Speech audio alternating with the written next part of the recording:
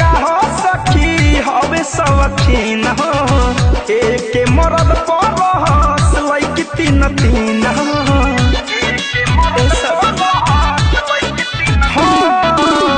सावर बात का हो सखी हवे सवखीन हो एक मरद परस लैक तीन तीन हो घूमेली सना मौली खाई के दुपट्टा का जाने मॉडली स कैसे करिया था का जाने मॉडली स कैसे करिया था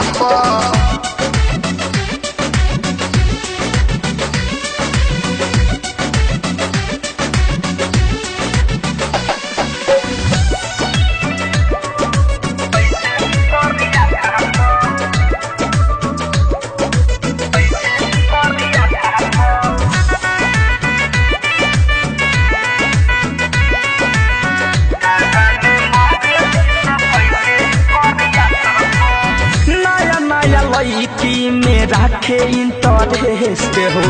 मार्केट से हट के खोजेला चीज बेस्ट हो क्या बताइए सब नया नया लड़की में रखे इंटरेस्ट हो मार्केट से हट के खोजेला चीज बेस्ट हो जाला न ध्यान सखी ओकरा बायोडाटा पर का जाने मॉडली कैसे करिया था का जाने मॉडली स कैसे करिया था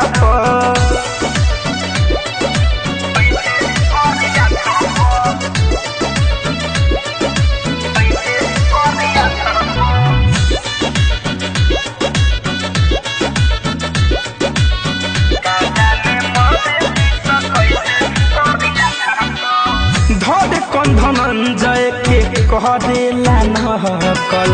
पार्लर में जाके चमकारेला सकल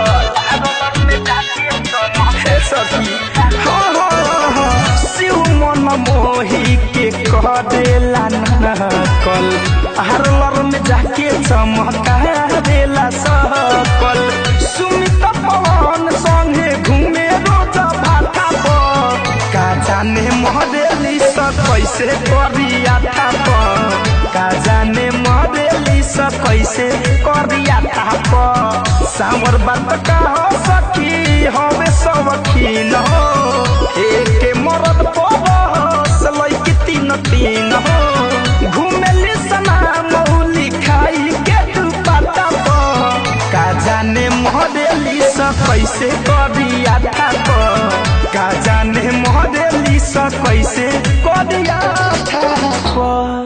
आरसीएम म्यूजिक न्यू ऐप अभी डाउनलोड कीजिए हमारे गूगल प्ले स्टोर से और पाए भोजपुरी लोकगीतों का एक से बढ़कर एक ऑडियो वीडियो सॉन्ग बिल्कुल मुफ्त।